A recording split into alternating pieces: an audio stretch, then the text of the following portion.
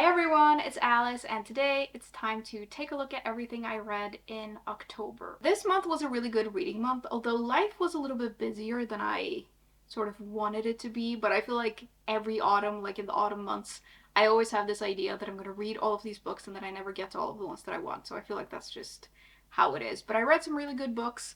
I didn't love all of the books that I read, but I do have two five-star reads, which is very uncommon for me, so that's fun. First, I picked up Katabasis by R.F. Kuang. This is like historical fiction fantasy, probably more fantasy in a way. It's set in the 80s and it follows two rivaling students who venture to hell to get their professor, who has died at a very bad time when it comes to where they are in their PhD, so they kind of need him. So they go to hell to get him back, and that is quite the challenge, trying to find one person in the underworld. I made a whole reading vlog about reading this book, so if you want a sort of more in-depth review and you want my thoughts along the way, I will leave a link to that. And I'll try not to make this review too long, but this is my third book by this author, and I was really excited to read this because going into it, I felt like it was going to be perfect for me. And it kind of was. I actually kind of loved this. I think one of the reasons that I liked this so much is that it is, in a way, a sort of adventure story, and these characters are going on a sort of quest, and they have to go through this whole place, and it does feel kind of like an adventure. And I really like those kinds of stories. In addition to that, this actually ended up being a more character focused book than I had anticipated. And I love reading character focused books. Like, characters are really what makes a book great for me. And also, the characters in this aren't always that likable. And I really like reading about those kinds of characters. So all of this together just made it really good to me. I really like the structure of this as well because I feel like throughout the book, we are sort of peeling back the layers. We're not only venturing deeper and deeper into hell and getting a better understanding of that, but we're also peeling back the layers of the characters and their motivations in a way, and I really like that.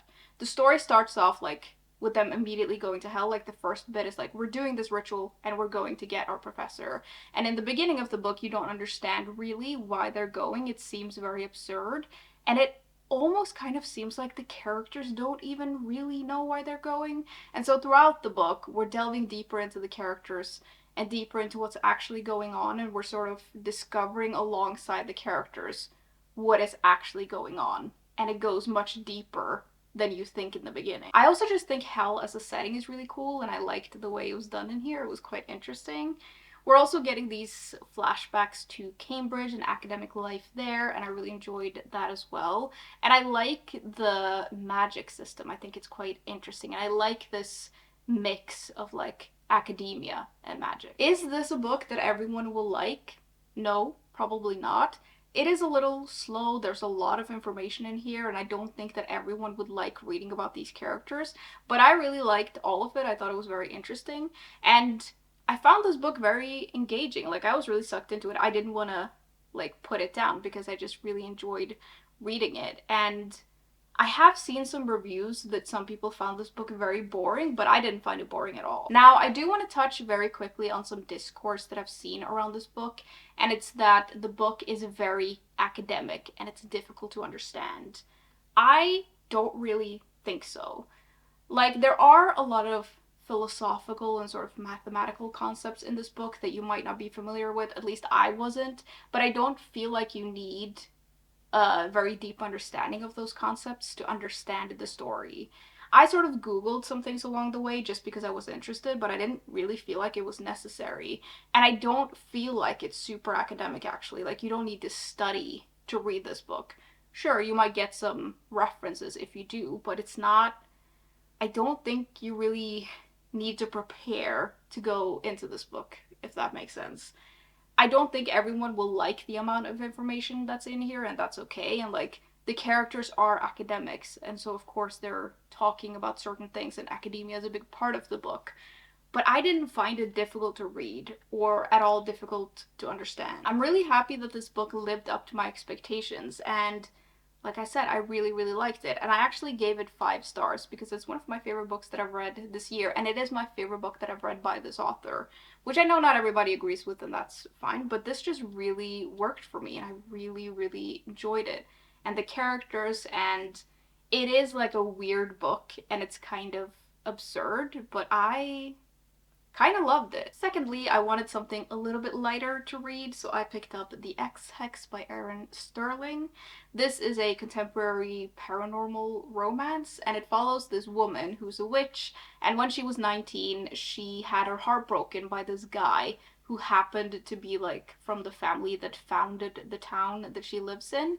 And she sort of jokingly curses him in her heartbreak. And then years later, this guy actually returns to this town, and it turns out that this curse maybe wasn't a joke after all. It seems like it actually took effect. And so the story is all about her trying to like solve this curse and like uncurse him, I guess.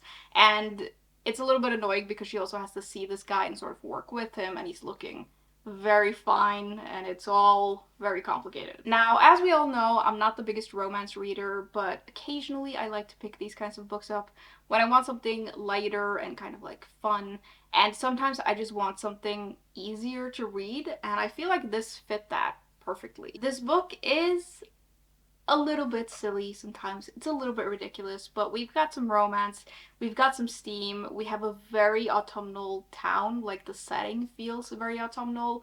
We've got witches and magic, so overall I actually found this to be quite enjoyable. Like, I chuckled a little bit, sometimes I rolled my eyes a little bit, but for the most part, it was just an enjoyable experience. It was a fun little magical read, but that's kind of all it was to me. I don't feel like this book digs very deep.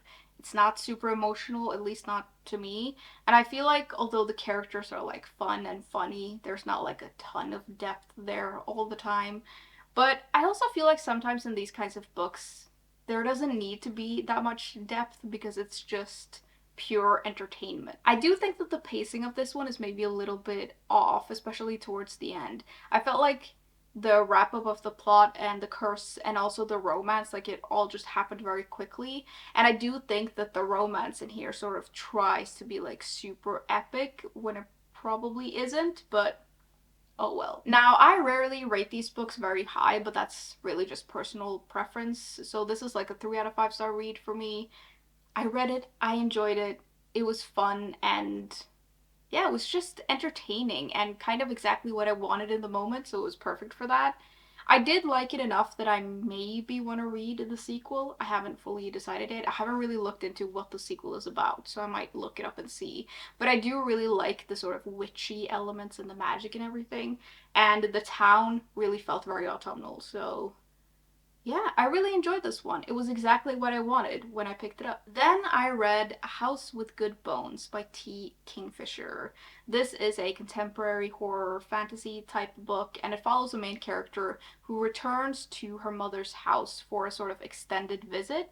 And she's really excited to get there and like hang out with her mom. But then she gets there and the house is like a little bit different. Like, her mother has painted what used to be a very colorful house into like a very neutral house, and the mother is very jumpy, and the house is just weird. Like, a lot of weird things are happening, so something is just very off. I've read quite a lot of books from this author. She's one of my favorites, and I always really enjoy them, and I'm on this quest to read like all of her books. And I knew that in that endeavor I would probably come across some that I didn't like as much, and unfortunately, and maybe a little bit surprisingly, this is actually one of them. I know a lot of people really like this book. Like, several of you have told me that this is your favorite by this author. So I don't know if it's just me, but this didn't really work for me. I wonder if the problem is that I've read a lot of books from this author that I've absolutely loved. And so now I'm sort of going into her books with a certain expectation. And I'm wondering if that's what threw me off about this book. I'm not entirely sure. There are things that I really like about this book. I like the setting. I like the horror when we get to it. I thought it was really interesting. And I do like this edge of humor that this author always has in her books. Like, they always make me chuckle for some reason. Like, there's just a little bit of humor in all of them that I really like. Personally, though, I thought that the first 2/3 of this book were so slow and not in like a good way. and I just got a little, like, I say a little, I actually got very annoyed with the slowness of it, and like things are happening in the house and we're following this main character, and I felt like it was so obvious what was going on, and I got annoyed that the main character didn't get there sooner. And it kind of makes sense that it makes sense with the way that the character is, but I just thought it took so long. The last third of this does get quite exciting. I just wish that that part had sort of been spread out more. And I think, at least for me, when I'm reading these kinds of books and I feel like it's very obvious what's going on, I do get a little bit impatient for the main character to get there as well, and I sort of lose interest in reading about them because they're trying to come to some sort of conclusion that you've reached ages ago, and it just gets a little bit like boring, and I just got a little bit impatient with this book. I also think this lacks some of the other stuff that I really like in her other books. Like, I always feel like her other books have, or at least the ones that I really like, always have very strong side characters. And in this one, we do have some side characters, and they're very interesting, but I wish that they had been like a bigger part of the story, and that they had been more present in like all of the story. I felt like they all sort of came together at the end, but I just didn't quite connect with them as much. And I'm wondering if maybe I like this author's books more the more they lean into like the fantasy, or they're just like full on fantasy. I don't know if that's what's going on, but yeah, this didn't quite capture me. For me, this was kind of just okay. I really do think that it might just be me though, because I know a lot of people really, really like this book, and it's like some people's favorites. So I don't know if it's just that I didn't like it, and I think that some of the books that I really like from this author, other people don't like as much, so it might just be personal preference. I think I do really like the horror though, I will say. When we finally got to it, the horror bit is like actually really cool. I just wish it would spread out more and it was paced a little bit differently maybe. But yeah, this is somewhere between a 2 and 3 star read for me. It was kind of just okay, but I will continue on reading all of this author's books because I do usually really, really like them. So yeah, I think with this one, it might just be me. Next, I picked up An Education in Malice by S.T. Gibson. This is a fantasy paranormal romance type situation, and it follows this main character who starts the school, this like ancient college deep in the hills of Massachusetts, and when she gets there, she's immediately thrust into this rivalry with another student whose name is Carmilla, and both of them are sort of drawn into the very small circle of their poetry professor, who is quite obsessive and demanding. Look, I did not know what I was getting into when I picked this book up. I knew that this was like dark academia, that's why I got it, and I knew that there was a little bit of romance to it. I knew it had vampires in it, but I was not at all prepared for what this book is. And in the beginning of the book, there's like a list of trigger warnings, and I read them and I was like, okay, but I was not really prepared at all. Now, that's not necessarily a bad thing, but this did end up being a little bit of a mixed bag for me. I do really like the setting of this. Anything with dark academia vibes, you know I'm into. So the school setting I really like.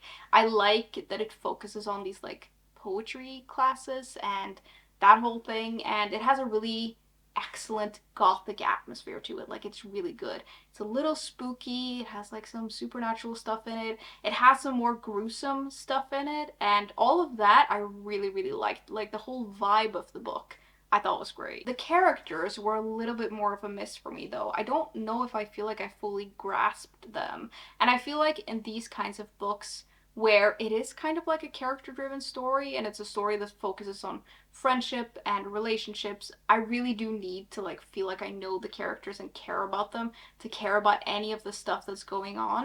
And I never felt like I fully got like deep into them, and because of that it was a little bit difficult for me to like get into that part of the story. Now, the thing that caught me most by surprise is how sexual this book is, which isn't a problem, but I just wasn't prepared for it. And I don't really read a lot of these kinds of books, so sometimes when I'm reading this kind of book and I don't know that it's coming, I'm like, whoa. And I probably should have seen it coming when I read the trigger warnings, but I just wasn't totally prepared for it. And I do think that at least for me, when you're having these kinds of scenes and I don't really care about the characters, it's hard to like really care about what's going on. And I kept reading because there is a part of me that's like, it's interesting to read because it just is. But I didn't really care that much, and I felt like a lot of these things were really monumental to the characters, but it didn't feel that way to me because I didn't really ever fully connect with them. I do also think this book explores some interesting dynamics, both between the main character and his rival, but also just the whole thing with both of them and the professor. Like, there was a lot of interesting dynamics there, but again, when you don't really fully care about the characters, it's just sort of interesting, but it's not very emotionally investing in a way. That being said, I read this book very quickly, so there is something compulsive about it, and obviously I was interested enough to keep going. And I do think that there's other stuff in the story that really worked for me, and I think that the atmosphere and like the whole vibe of the book really worked very well for me. And there is something in the way that this is written that I really like, and there are a lot of beautiful phrases, and there are a lot of things that really worked for me. And I think that if I cared more about the characters and I felt a deeper connection with them, this would have been so, so good, but I just couldn't totally get there. I'd say that this is like a 3 out of 5 star read for me. I read and enjoyed it. There were some things that worked really well for me, some things that didn't work as well, but I did like reading it, and I don't really know who I would recommend this to, but I would maybe say look up the trigger warnings and be prepared for spice. I wasn't prepared at all, so it might be good knowing that when you're going into it because it's not for everyone. I'm not very easily scandalized, I guess, so I thought it was interesting and I liked it, but I didn't love it as much as I thought I was going to. But the gothic atmosphere is really, really good, and I did actually like the whole vampire thing. There was a lot of interesting stuff with that, so yeah, some things worked really well, some things not as much, but I'm really glad I read it. Second to last, I read The 13th Tale by Diane Setterfield. This is a historical fiction mystery, and the story starts off with the main character getting a letter from this really famous author whose background is totally shrouded in mystery. Like, no one really knows who she is or where she comes from, and she's coming to the end of her life, so she's ready to tell her story, and she's chosen our main character to do that. And so the main character goes, and the author starts telling her whole life story, and it is quite a haunting tale. So that's not like the most descriptive way to describe this book, I guess, but that's kind of what I knew when I went into this book. And I feel like that was a great way to go into it. And I went into this with sort of like medium expectations. I didn't really know what to expect, but a lot of you had told me that I was gonna like it, but I just didn't quite know. And so I went into it not knowing much, and I was sucked into this book. Like, I loved it. This has a lot of ingredients to it that I usually really like in books, so now that I've read it, I totally understand why a lot of you thought I would like it, and now I understand like why I loved it so much, because it just has a lot to it that I usually really like in books. It's set in a time period that I really like historical fiction to be set in, like the time period where like the author grew up, so like her story. And I really like a gothic atmosphere, which this has. I really like grand estate, which this has. And there's a mystery that we're slowly, slowly unraveling, and I love that. And we have characters that I was really interested in, and I really liked following them. And there's a lot of twists and turns in this book that I didn't see coming, so all of this together was just perfect for me. As you might know as well, good atmosphere in a book can really do a lot for me, and this had it. Like, there was so much of it, both in the sort of current times that we're getting where the main character is talking to the author, like there's scenes with that, and that's really atmospheric, and then there's the backstory, and all of that is really atmospheric, and all of it feels a little dark and kind of haunted and very gothic in a way that I really love. I also just really like the writing and the way that the story is structured, and I like the pacing of how we're like, the pacing is good both in the time period where the author is telling the story to the main character, but also the backstory. And the way that we go between the two, I really enjoyed. And I was just so engrossed in this book. Like, I was so excited to pick this back up when I suddenly had time to read, and that's like the mark of a great book for me. And it's not that I'm not always excited to read, but like with this one, I was like excited to get home from work to like squeeze in an hour of reading because I just really wanted to. And also, I didn't want to read it too quickly because I kind of wanted to savor it. So I was sort of in between of wanting to read the whole thing, but then also wanting it not to end. So yeah, I just loved it and I was so engrossed in it. It's definitely one of my favorite reads of the year, and I'm gonna give this 5 stars as well. And I can't believe we have two 5-star ratings in a video. Like, that's pretty rare for me to read books, like 2 books in a month that I love this much. It's like, it's such a good feeling. But I thought this was great, and I'm actually already thinking like I really want to reread this book because I think on a reread it would be like kind of a different experience and I could get like different things from it. So I'm already excited to like reread this even though I know how it's ending now, obviously. And yeah, I just thought it was great. It was like a little spooky, a little haunted. You don't always know if things are real or not, but it's so good and the atmosphere is so good. I really should read more from this author. I think I have one other book by her on my shelves already, and now I'm really excited to read that because I thought this was just excellent. Lastly, I ended the month with The Skull by Jon Klassen. This is a graphic novel or a picture book, somewhere in between, and it's a retelling of a traditional folk tale, and it follows this main character named Attila who has run away from terrible danger, and she comes across this house, this very lonely house where the skull happens to live. Now, this was, despite it being kind of like dark, it was also kind of a sweet read. Obviously, this is for children, so it's not going to be too scary, but it's a little bit spooky and also kind of charming all at once. I think my favorite thing about this book is the art. It's very atmospheric and it has like a whimsical edge to it. And it is kind of like dark and spooky, but it's just really good. And I like how the characters are drawn.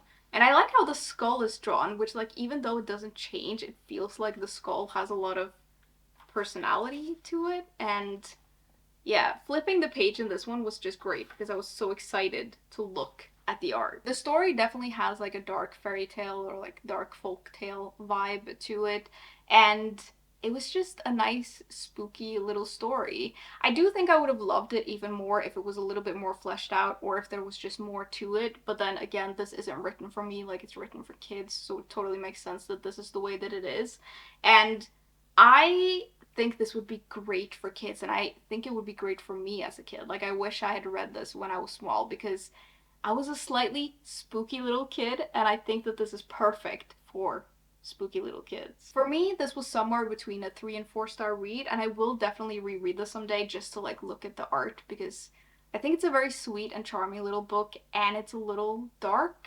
And I do think I will be giving this to some of the younger people in my life, in part because I think they would like it, and in part because I would like to recruit them to the slightly spooky, darker side of things, which is where I like to live. The art really is excellent in this though, and some of the pages are like full spreads, which I love. And yeah, it was weird and whimsical, but I really liked it. That was it for today though. Those were all the books that I read in October.